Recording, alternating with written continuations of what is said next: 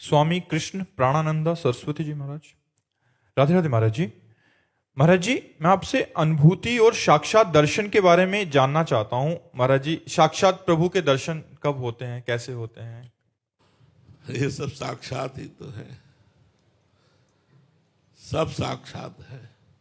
केवल हमारी दृष्टि त्रिगुणमयी है, इसलिए मुझे जड़ और चैतन्य, स्त्री और पुरुष, मूर्ख और विद्वान, असाधु और साधु दिखाई दे रहा है। नहीं, सच्ची पूछो, हमारे ज्ञान नेत्र खुल जाए तो सर्वम खलमिदम ब्रह्म ने नानास्ति किंचन, एकमात्र परमात्मा के सिवा कुछ नहीं है, वही है। जड़ चेतन जग जीव जत सकल राम में जानी, बंदो सबके पद कमल सदा जोरि जुग पान। ये तभी हो सकता है। शांति व्यर्थ कालत्वम विरक्तिर्मान शून्यता, आशा बंधा समुत्कंठा नाम गाने सदा रुचि, आसक्ति तदगुणा खाने प्रीति तदवस्ति स्थले। हमारे अंदर इतनी क्षमता जानी चाहिए कि हमारा कोई अपमान करे, हमें कोई मारे, हमें गाली दे, फिर हम उसका मंगल मनाएं, उसका मंगल मनाएं। भगवान तुम्हें कभी दुख न दे। दुख देने वाले के प्रति शांति, इतना शांत हृदय है कि उसका मंगल मनाए। ये साधु का, ये हम अपने इन्हीं नेत्रों से सबको भगवान रूप देख सके, ये अनुभूति कर सके, इसके लिए पहली क्षमता शांति। जो हमारा अपमान करे, जो हमारी निंदा करे, जो हमारा तिरस्कार करे, हम हृदय से उसका मंगल मनाएं। भगवान तुम्हारा मंगल करें। पहला, या मेरे भगवान ही मेरे साथ ये प्रतिकूल की लीला कर रहे हैं। ये दो बातों में एक बात होनी चाहिए। या तो हमारा बुरा करने वाले के प्रति मंगल भाव, भगवान तुम्हारा सर्वलोक में मंगल करे, तुम जो हमें कष्ट दे रहे हो, ये हमारे पापों का प्रायश्चित करा रहे हो, इसमें तुम निमित्त मात्र केवल हो, ये मेरे ही कर्मों का फल है, भगवान तुम्हें दंड ना दे। इससे भी ऊंची बात, स्वयं भगवान ही इस रूप में हमारे साथ प्रतिकूलता का खेल खेल रहे हैं।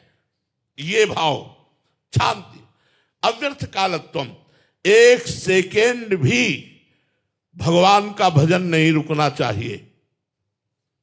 त्रिभुवन की राज्य लक्ष्मी देने पर भी जो आधे पल के लिए भी भगवान का विस्मरण नहीं करता, वो भगवान का महान भक्त होता है। तो जो अनुभूति करनी है, सर्वत्र भगवत दर्शन करने हैं, तो निरंतर नाम चलना चाहिए। चाहे वो गुरु मंत्र हो, चाहे गुरुमुख नाम हो, वो निरंतर भगवत चिंतन चलना चाहिए। जितना अंतर पड़ेगा उतनी ही हानि है, उतनी ही विलंबता है, उतना ही विलंब हम है अनुभूति के लिए। अगर अनुभूति के लिए हमें तत्पर होना है तो हमें निरंतर, भक्त है कि त्रिभुवन की राज्य लक्ष्मी देने पर भी आधे पल के लिए अपने प्रभु का विस्मरण ना करे, वो भक्त। अव्यर्थ कालत्वम, एक सेकंड भी व्यर्थ नहीं जाना चाहिए। शांति अव्यर्थ कालत्वम, विरक्ति, वैराग्य होना चाहिए। जिन भोगों में संसार फंसा हुआ है, उन भोगों में हमारी अरुचि होनी चाहिए।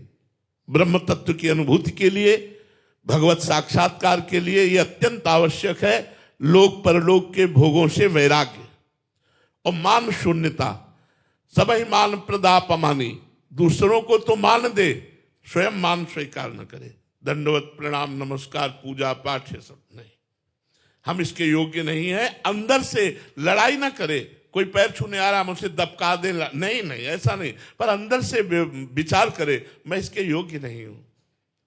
मान शून्यता, आशा बंधा, इसी जन्म में मुझे भगवत प्राप्ति होगी, ये दृढ़ आशा करो। इसी जन्म में मुझे गुरु कृपा से भगवत प्राप्ति होगी। आशा बंधा, समुत्कंठा नाम गाने सदा रुचि, उत्साह पूर्वक भगवान के गुण गान करना, ये बहुत बड़ी बात है।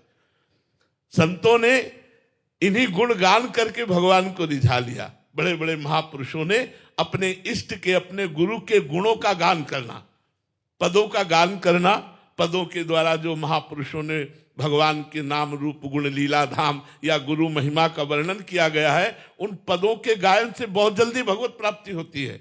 भगवान का नाम और भगवान की लीला गुण से भरे हुए पदों का गायन।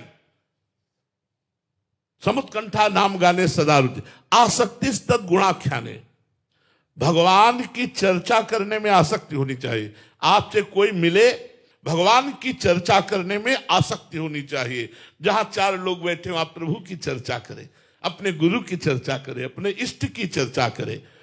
प्रीतिस्तद वसति स्थले, जहां हमारे गुरु वास करते हैं, जहां हमारे इष्ट वास करते हैं, उस स्थान पर बहुत प्रीति होनी चाहिए। जैसे हमारे इष्ट हैं प्रभु श्री प्रिया प्रीतम, तो उनकी लीला स्थली है, तो आजीवन के लिए नियम ले लिया, प्रण लेता हूं, प्राण चाहे निकल जाए, ब्रजधाम को नहीं छोड़ूंगा। आसक्ति, प्रीति इतनी कर लेनी चाहिए कि वहीं वास करना चाहिए। अगर ये लक्षण है तो निश्चित आपको भगवत प्राप्ति हो जाएगी, निश्चित आपको ब्रह्म दर्शन हो जाएगा, जो चाहोगे वो प्राप्त हो जाएगा। ये लक्षण आने चाहिए जीवन में।